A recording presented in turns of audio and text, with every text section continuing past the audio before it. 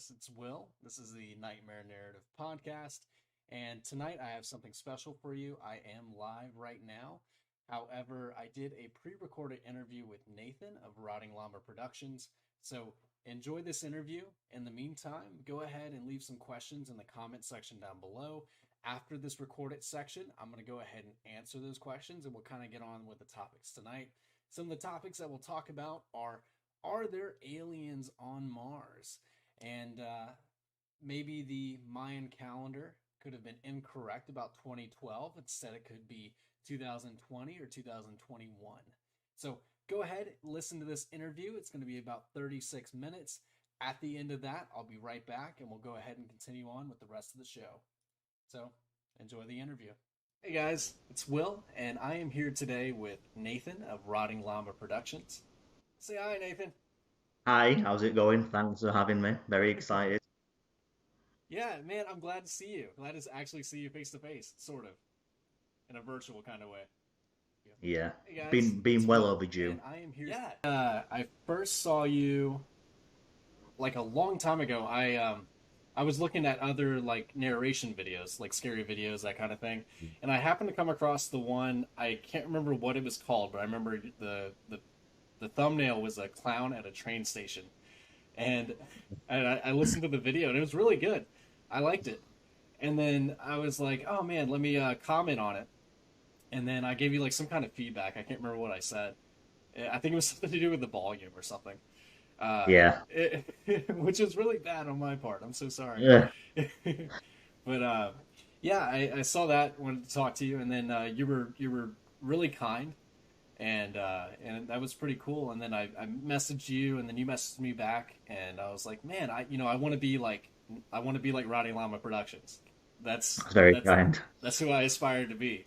Uh, And then we were finally able to talk and then kind of yeah, collab on that Amityville horror video, yeah, which turned out really well. yeah. It's done quite well. I enjoyed it a lot. I enjoyed it a lot. Yeah. Um, I'm always wanting to learn as well. So any comments like that I get where it is feedback on how I can improve myself, then I'm more than willing to accept them because nobody's perfect and everyone's always got that little bit extra room to grow as well.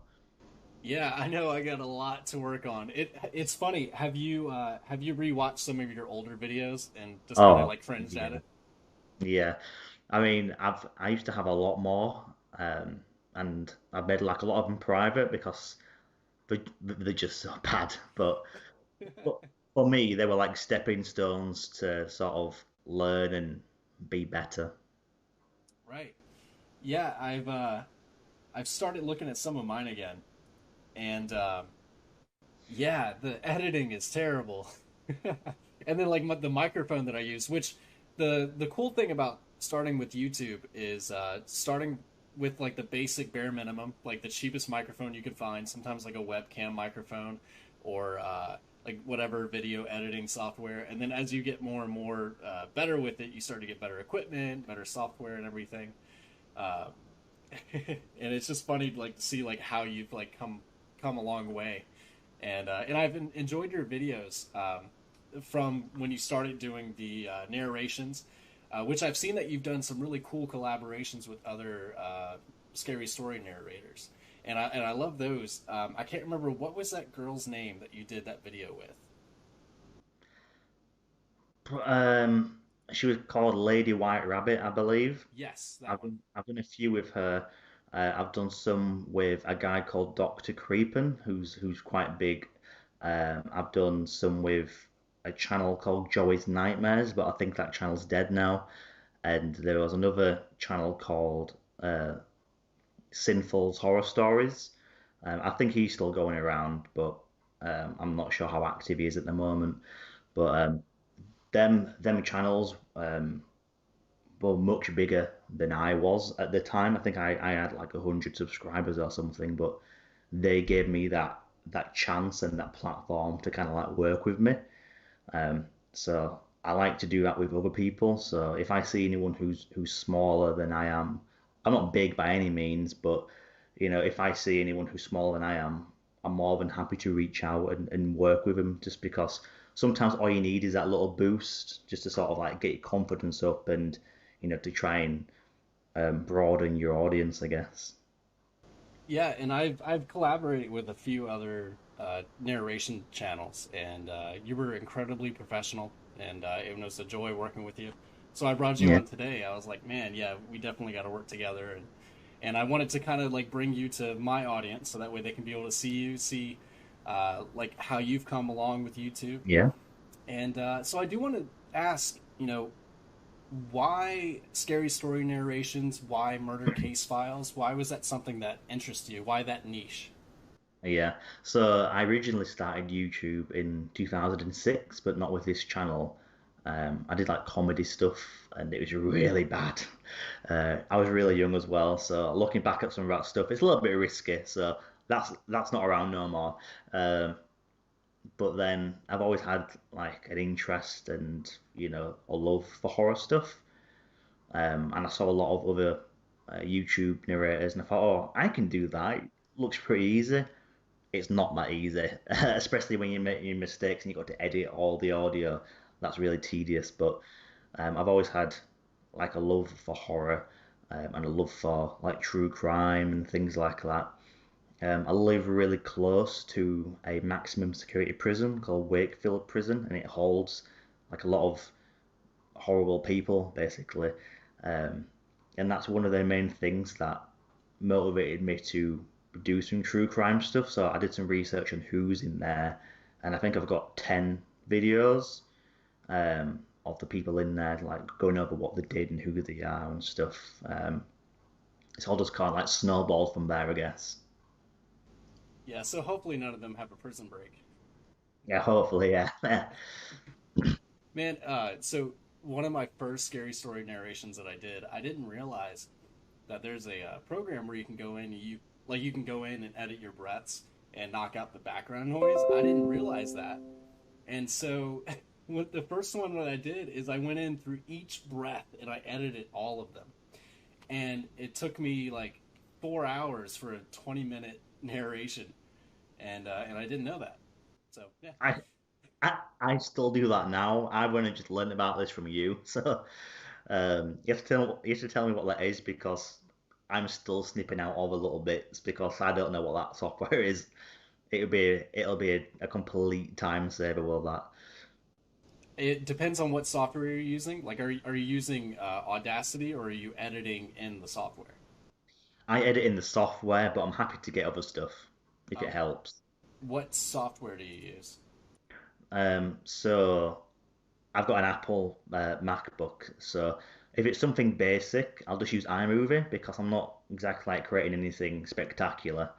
I've got Final Cut Pro, but I don't really use that too much. I use it for just sort of doing cool effects on like short clips and then just adding it in because it's just easier for me. I remember when I first started to see like your intro with like the tape going in and like some of the Yeah. backgrounds that you would have. I'm like, man, I want to do that.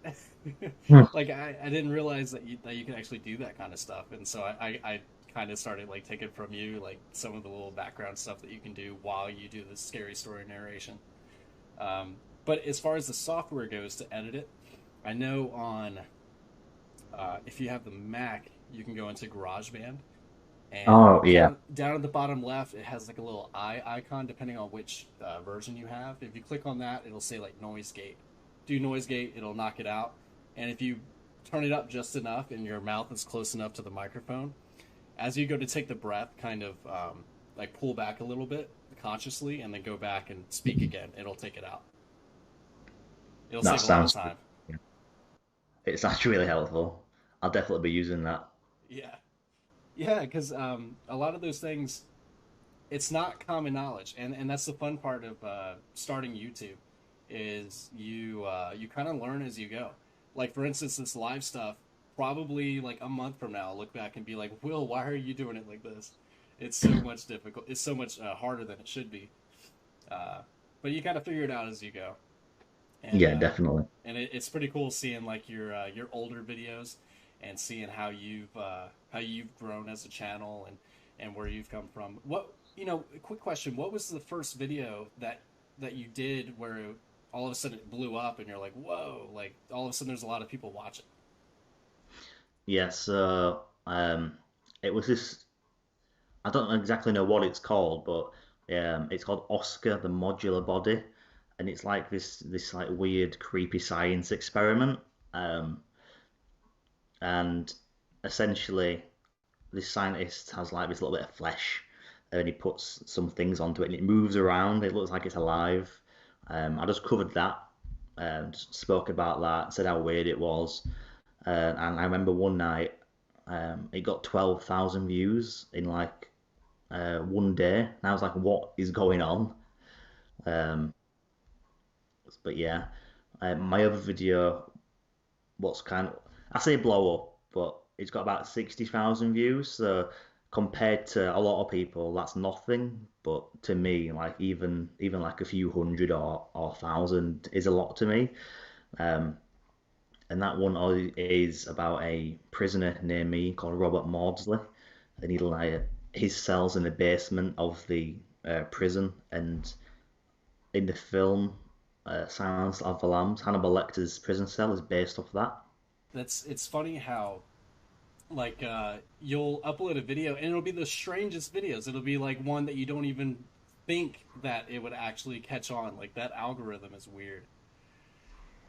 Yeah, definitely. And then I like to look at um, where the videos have been watched, and I found that a lot of my views come from Facebook. So I'm in quite a lot of like horror and crime groups, and I'll just post the videos in there, and that usually works for me. People use Twitter quite a lot, but I don't quite understand it, so I'm no good at promoting on Twitter.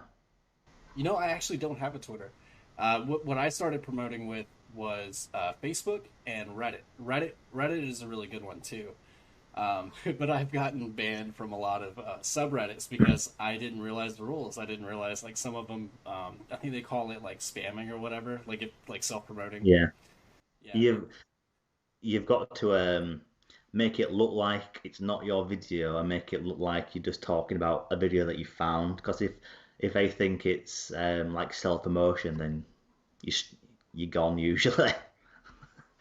another thing too is I made an Instagram account for my channel, and I hadn't used it for a couple of months, and I finally tried to sign back into it, and it said that I was banned for Yeah, putting something up there. It wasn't clear, so I don't know what I did. I broke some kind of rule on Instagram. I shouldn't have posted those photos. That's what it was. yeah. So, out of all of the crime horror cases that you look at, what is the most interesting? Like, probably like the scariest or most interesting. Like, which one kind of interested you the most while you're making the video? You're like, oh man, like this is really cool. I like the ones where it's of people who aren't really well known. I find that cases of people who are really well known, a bit more predictable, or you've usually heard it before. Where if I find a case of something that's like completely random or of someone that's unknown, you usually get a bit more shocking things in there. Um, there was one I did about a Russian couple. I can't even speak. A Russian cannibal couple who basically ate a bunch of people. Um, there was another one from Russia.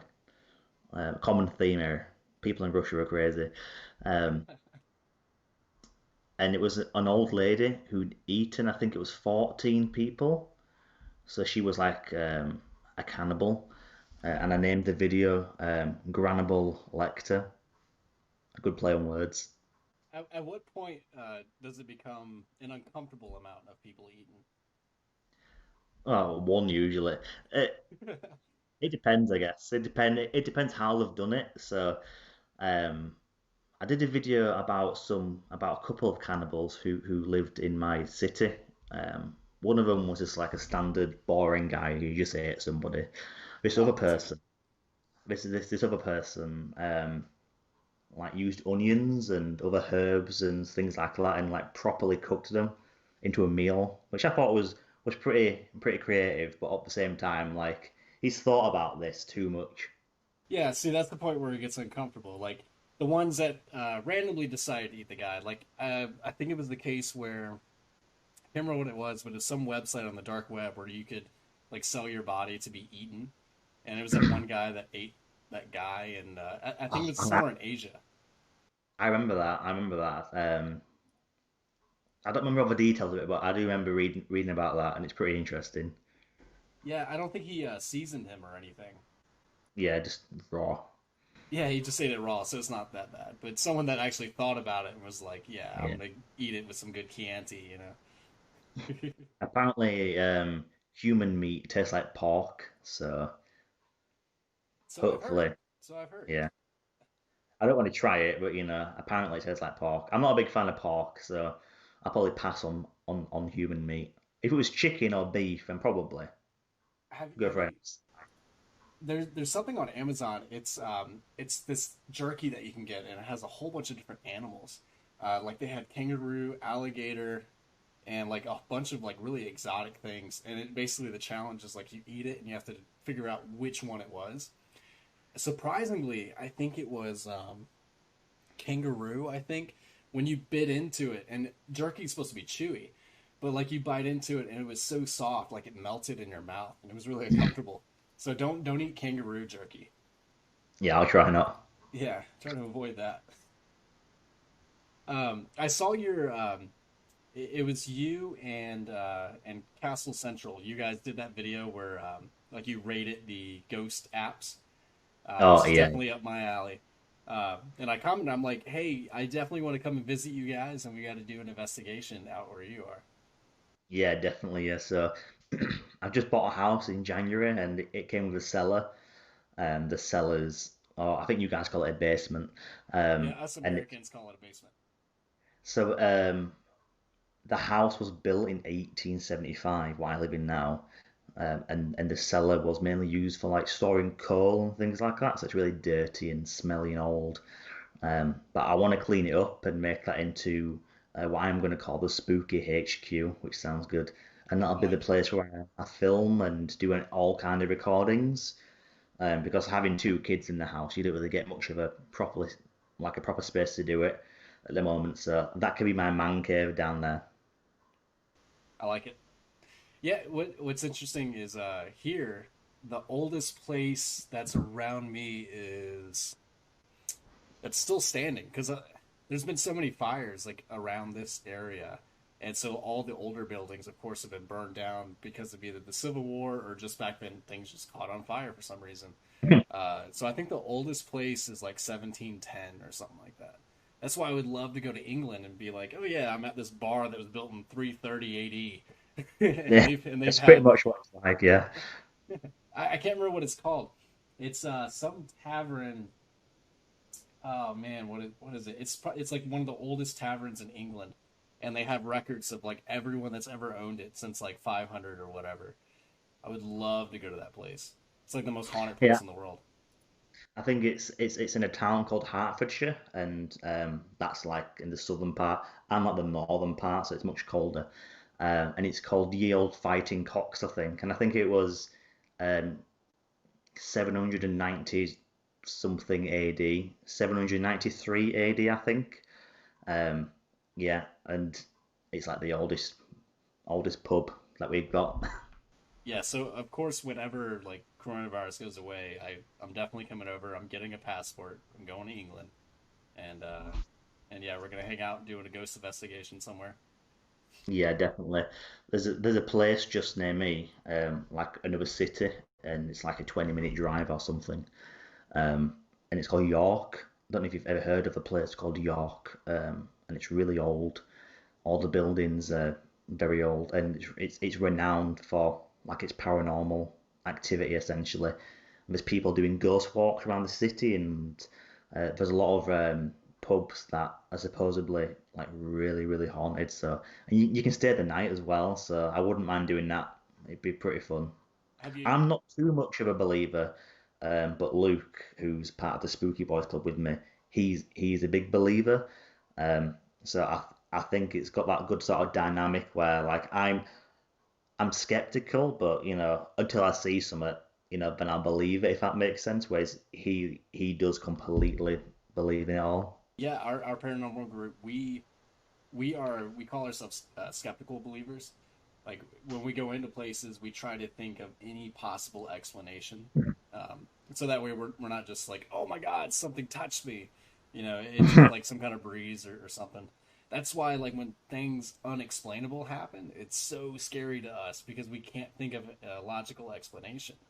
Like there's only been two times that's happened out of this past year of us doing probably 45 to 50 investigations we've done in 2020. And yeah, the first one was we were walking through this house, and then off to the left, they had like this cellar door. And then all of a sudden, the cellar door like shook, like someone was on the other side, like shaking it. And we turned around, we're like, who the hell is down there? And we saw that the people in the house were inside, no one was messing with it or anything. So Jeff and I went over to the door, we opened it up, and down there, the only thing that's down there is a hot water heater and a chair in the middle of the basement. And so we walked down these wooden stairs down to it, and we saw that the hot water heater, when it would kick on, it didn't shake the door or anything. So it was nothing with the pipes or anything that would make the door shake. And we couldn't figure it out. So that was pretty scary. It was like whatever it was wanted us to leave, and we had a really bad feeling about that place. Like the little kid there, he would draw pictures of this demon. He said it was this man in black that lived in the walls, and he would only come out of the wall when he was sleeping, and would come visit him at night. It was pretty creepy. And then the other one was the one where I posted that chair in the hallway and like all the crazy stuff that happened. Yeah. That was some poltergeist stuff, like things being thrown around, and I couldn't explain that. Uh, Drafts don't pick up a like a box and throw it down the hallway. Yeah. Like that's that kind of stuff is what makes me a huge believer in the paranormal. That sounds absolutely terrifying, to be honest with you. Yeah, I That, that face going out of the wall, yeah. Ugh. and people always ask me like, have you ever seen a ghost? I will say that I've never seen one. I've never seen like a full bodied apparition. I believe that I've seen some things. Like I've seen what looks like shadow figures at night, or but pretty much whenever I see those things, I'm either really tired or it could have been a trick of the light or something like that. But I've never Yeah. seen something where it's right in front of me. I'm talking to the person, and then it's like, oh yeah, that person's been dead for 20 years. I've never had that kind of experience. Whenever people are like posting that they've seen a ghost, it's always like a little girl from like the Victorian times. It's never like someone from 2007. You Yeah, know what I mean? Like, I want to see a modern ghost, not an old ghost. yeah. It's never Scott from 2012. Yeah, it's a Matilda from 1634. But what's probably the scariest experience that you've ever had in your life, or something that first pops to mind? Oh, I don't know. I'm not too sure. When I was like really young, like 6 or 7, um, and this memory sticks with me as well in my brain. And I randomly think about it, and I don't know why. Um, I was laid in bed, and obviously all the lights were off, but my bedroom door was like open, just like a tiny crack, and I could honestly say I just saw like an eyeball just like looking through the crack, and I was screaming and screaming, and like I don't think my parents heard me because they were downstairs, but I definitely saw this eyeball looking through the crack of the door, and yeah, it's still stuck to me to this day. That's weird. I've also I've got a really big fear as well, of like sleep paralysis. Like it really fascinates me, but at the same time it absolutely terrifies me. To the point where I get too scared to sleep on my back in case I wake up and there's like something sat on my chest. Like I think it's like an irrational fear essentially, but yeah, it's definitely something that really creeps me out because even though I know it's like in your mind and stuff, just the thought of like seeing like some creepy demon looking person in the corner of your bedroom staring at you um, really scares me. That happens to me just about every night. Oh God. Yeah. I think it's stress related. Like I know it's not real. Like I know there's not an actual demon in the corner of my room. But I like ever since I've gone through my breakup and everything, now I've been sleeping alone. And it's the first time I've been sleeping alone for years. And before even now, I used to see it every once in a while if I was stressed, but for the most part, it wouldn't show up as often. But now, it's really bad. And I just started doing Yorktown ghost walks, so I'm constantly talking about like scary things there. And as soon as I started doing that, I started to see British redcoats, like some kind of like Spanish pirate, like skeleton kind of thing, and like a lot of really weird stuff that's tied to the historical side of like Yorktown and stuff that's near me. Yeah. Yeah, I know it's not real, so I'm not saying like it's sleep paralysis because I'm still able to move and I try to talk to it or whatever to make it go away. But it's still really scary to wake up in the middle of the night and see somebody Oh yeah, standing in your room. definitely. Yeah, I can't Um, imagine. no. um, so what is the future of your channel? What's some of the things that you're kind of looking forward to? So, I really want to make like documentaries, um, mainly ones like about true crime, things like that. So, I really want to make one about the death penalty, whether or not it should come back in the UK. So I think it'd be good to get like that balance of people who think it should, people who think that it should not, and like why essentially. I want to make a documentary about the prison near me, the Wakefield prison. Um, I've been in touch with the Wakefield prison. I can't go inside of it unless I've committed a crime, but I know where I can film, so I know where my boundaries are, so I don't get in trouble. Um, and I really want to make this is like a long term. This one, I want to make a horror movie, whether or not it's like an hour or 45 minutes long. I want to make like an actual horror movie would be really really good. That's awesome. That's really cool. I hope that you're able to do that. What about you? Uh, Very similar actually. Yeah, I just posted on my Patreon like some of the things I'm looking forward to in 2021. Like 2019 was scary story narrations, that kind of thing, and then 2020 was deep dives into some scary stuff. Like I do history of creepy pastas and that kind of thing, and ghost yeah. investigations, exploring abandoned places. Um, but 2021, and I'm working on it now. I'm working on a short horror film. I have it right here. Here's the face of one of the things. I remember you talking about it last time, like last week was it, or the week before? I remember. Yeah, yeah. Um, I don't know why I decided to do something really difficult the first time around because I want to film at night. I want to do like a night shoot, but that's really hard, especially when you don't have lights. You don't have a really good camera that can actually capture as much light as you need to do that. Yeah. So I'll see how that goes, but I think it can be pretty good. I think it's going to be scary. But I want to do Oh, short horror films in 2021. yeah. At least three of them. I have three planned that I want to do. How long do you reckon it'll last? Like how many minutes or hours? Um, the first one, well, actually, probably the first two, about 15 minutes tops, if that. Yeah. Um, yeah, pretty quick, but it's super low budget. I told the guy that's going to be the main actor in this one, which he's the only living person that's going to be on camera. I was like, I can pay you like $40, you know, Yeah. and then if it actually does well, you can get some kind of like royalties from it or anything like Yeah. that. But my dream goal would be, have you ever seen the short horror film Lights Out on YouTube? Is that the one where they flick the hallway light out and there's like a figure and they flick it back on, there's nothing there, and back off and it gets closer and closer. Is that the one? Yes, that's the one. That's the Yeah, one where I've seen they, that. yeah, they did that awesome short. I think it's a married couple. They do a whole bunch of short horror films together, and Did they do one where they had the phone camera and she had like an apple and she pointed at the apple and she couldn't see it or something, but she could see the demon on the phone. Is that the same people? yes, yeah, it's the same I people. like them. They're Yeah, good.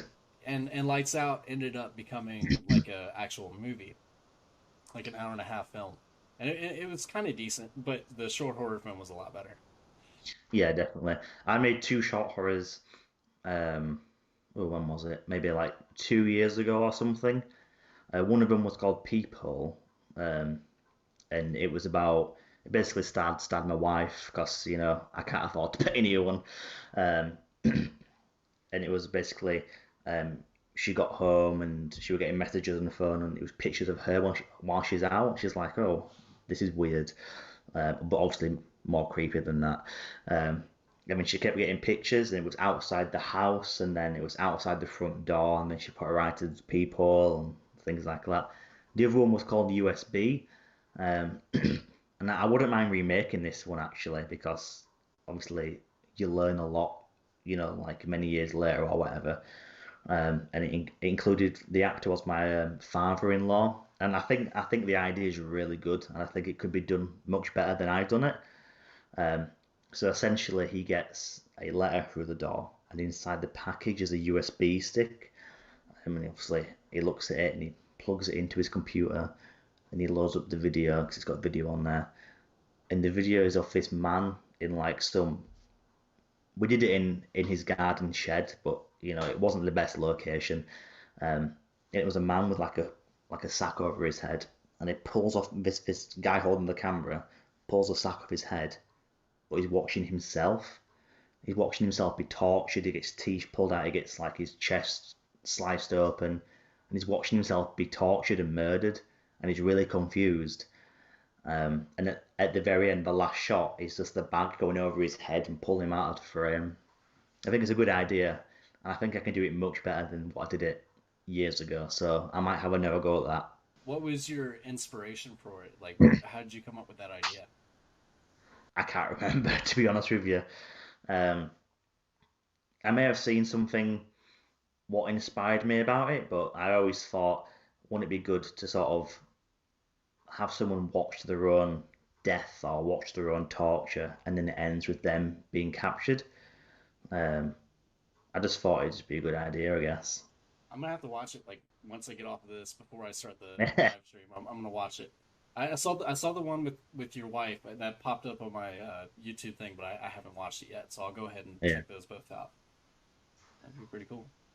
Yeah, the one that I'm working on now, I had a dream where I'm running through the woods, and then all of a sudden I turn and look to my left, and there's this tall, like 7 foot tall, Wendigo looking thing out in the middle of the woods, pitch black, and it turns and looks at me, and then I'm like, oh shit, and I just like run the other direction, and I just remember how scared I was in that dream, and then so I kind of took that idea, and then put in how could I get to that point, what's the yeah, lore behind it, why is that thing out in the woods, why am I out in the woods, and just kind of going from there with it. Yeah, and the other so, one that I'm thinking of, it's I posted this up on Facebook. I don't know if I posted it anywhere else, but it's one where it's the theme is suicide, and yeah, basically the main character in it is a little girl who is deaf, and she's not able to hear the whispers from this monster, and so because of that, she's kind of immune to it. But the rest of her yeah, family can hear it, and so basically, it's sort of like a happening type of thing where you're following her, but everyone else is like killing themselves because of this demon type thing that's in her house. But she doesn't realize that it's going on, but you do, and you kind of see everything that's happening. So that's something that that I'm sounds good. gonna work on later on this year once I'm done with the one Yeah, out in the woods. that sounds really good actually. Yeah, I would definitely like to collaborate with you in the future and maybe do a short horror film. Yeah, definitely. Yeah, sounds good. Yeah, but I don't want to take up too much of your time tonight. I know what over there it's 9:30 just about or 10:30. Yeah, almost. Yeah. Oh man, yeah, it's like 4 o'clock here. Yeah. I'm gonna go ahead and shower. I smell like onions. Nice. It's because of work though. Like nothing really. Yeah. Yeah, yeah. So during the day, I'm a produce manager at a grocery store. So I'm just like cutting fruits and vegetables and Yeah. putting out flowers and stuff. Do you get any free stuff or not? No, Yeah. no, no, I don't. They do give us a 30% discount, but it's a really upscale um, supermarket, so it's really expensive. But with my discount, it's like if I went to A normal Walmart or something. price. Yeah. Yeah, yeah, a normal price. Um, but thank you so much for coming on the show tonight, and Yeah, thank you for having me. kind of plug in where people can find you and sort of your YouTube channel, social media, and everything about yourself. Yeah, so you can find me on YouTube at Rotting Llama Productions. Um, I do a lot of like true crime, horror, any kind of weird, dark video I can get my hands on. I've got a series called the Spooky Boys Club, which I do with my cousin called Luke, who also now edits some of my videos because I don't have the time to do it during the day or night, having a baby. Um, Social medias, I've got a Facebook page called Rotting Llama, Instagram and Twitter. Although I don't really use them too much because I don't really, I'm not good at that stuff. And I've got some T-shirts with this logo on, and that's at Teespring. You just search Rotting Llama if you want. You don't have to get any, but they're there. The first person that actually gets something from you from my channel from Teespring, I'll go ahead and send them an autograph something. I don't know Yeah, yet. So guys, go ahead and check out Rotting Llama Productions on YouTube. I'll leave the link in the description down below, and I will see you guys next time. brilliant.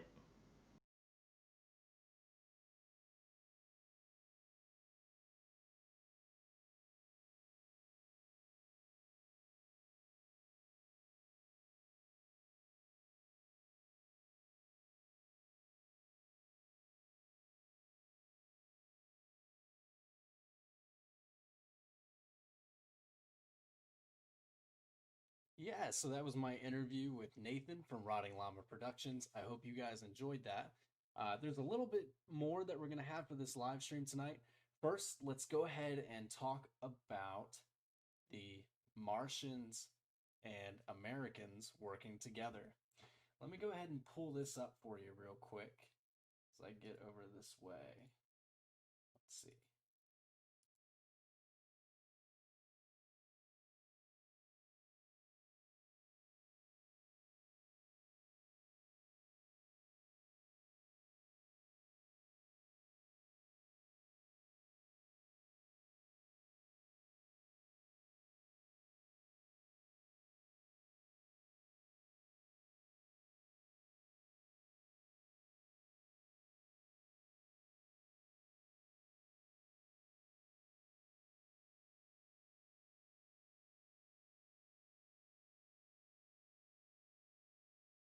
In the 1950s and everything.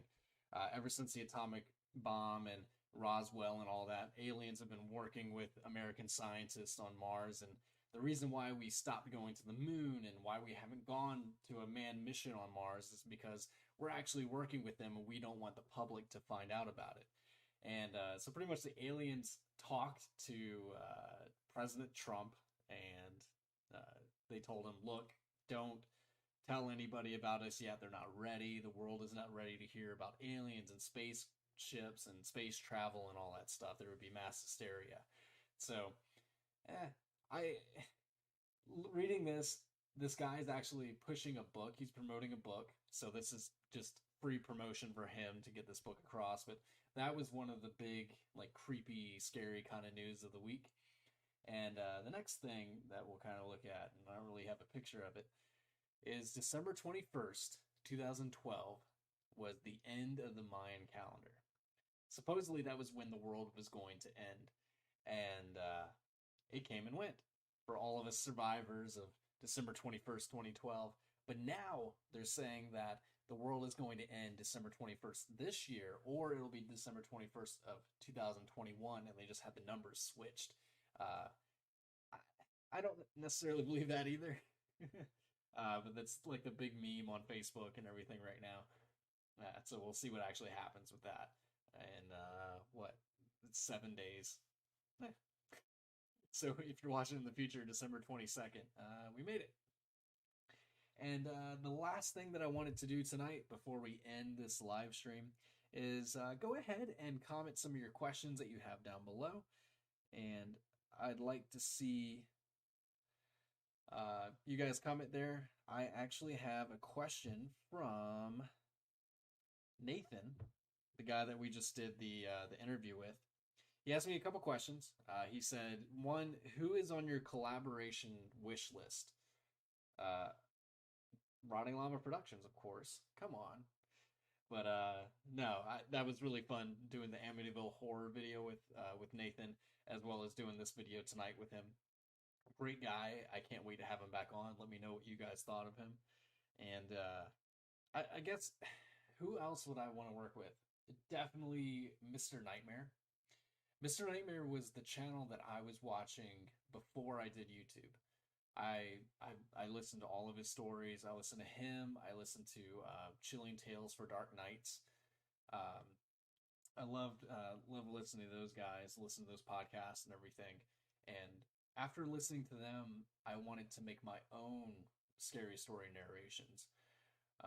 I really enjoyed their style, their voice, and he would choose scary stories. There's a lot of scary story narrators out there that they kind of just pick stories every day, do a video every single day, and a lot of them are very hit or miss.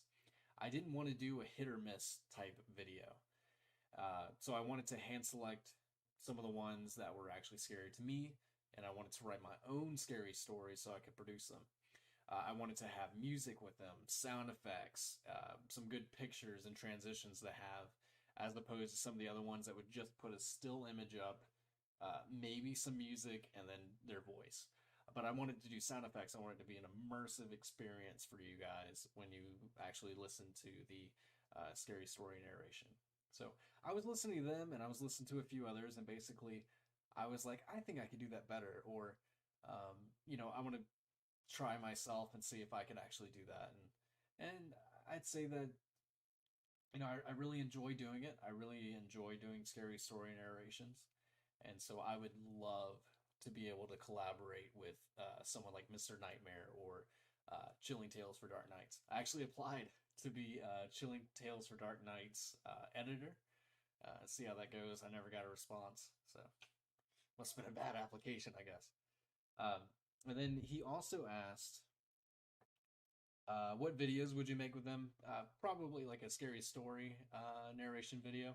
Like they would narrate one part, I would play like it's some other character in the story, and we would just kind of go from there, I guess.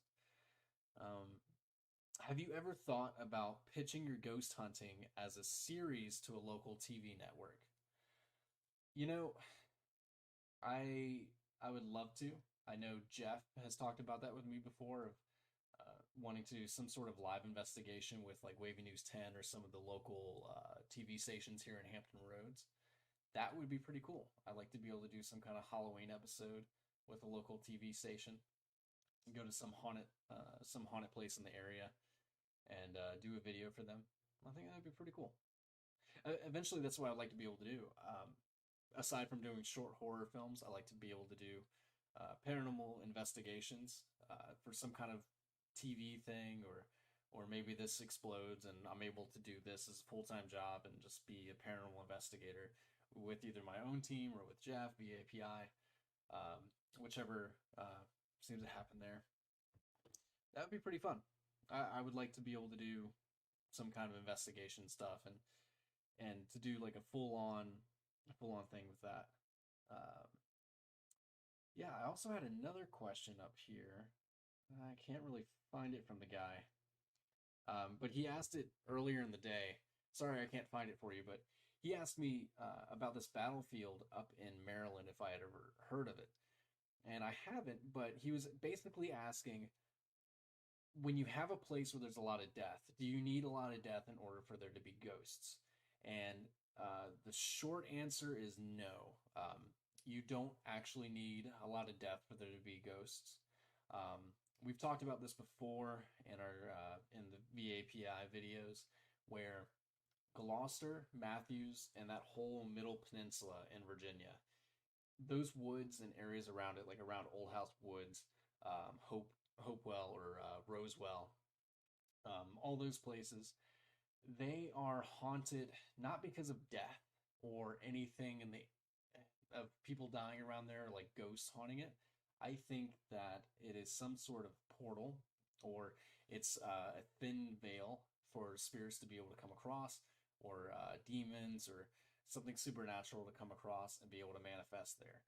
The reason why I think that is because Native Americans back before even the colonists got into the Middle Peninsula and Gloucester, Matthews, they witnessed a lot of things out in those woods, things that resembled like the Wendigo, things that resembled a lot of the Native American legends of these demon type creatures that would kind of haunt them, kill people in their sleep, and with all the tribes and everything. And then when the colonists came in, they saw a lot of weird stuff. They saw what looked like Spanish pirate ghosts of when, I guess, the Spanish were here in the area. Up through the 1800s, even in the 1800s, they were seeing what looked like red coats out there.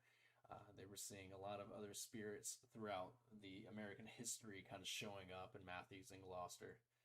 And I don't think necessarily you have to have a lot of death in an area. I think that there are certain points in the world that can be just scary, just to be scary. Um, but that was a really good question. I'm looking to see if there is anyone else. Yeah, Wayward Knight. So Wayward Knight is watching. He asked, a little off subject, if you don't mind, but are you into survival horror games? Yeah, actually. Um, Here, let me show you. Yeah, umbrella. That is literally on my keychain. Um, no, I love Resident Evil. I have ever since 1998. I remember when my brother got that for his birthday, and we played it for the longest time. I love zombies. I loved Silent Hill. Evil Within, when they came out with that game, made by the same guy that did the original Resident Evil. Really loved that. Wayward Knight had another question. He said, I'm from the PlayStation 1 era, been playing horror games since the 90s. Awesome. Speaking of making movies, a great game series for you, if you haven't played it already, would be Outlast 1 and 2.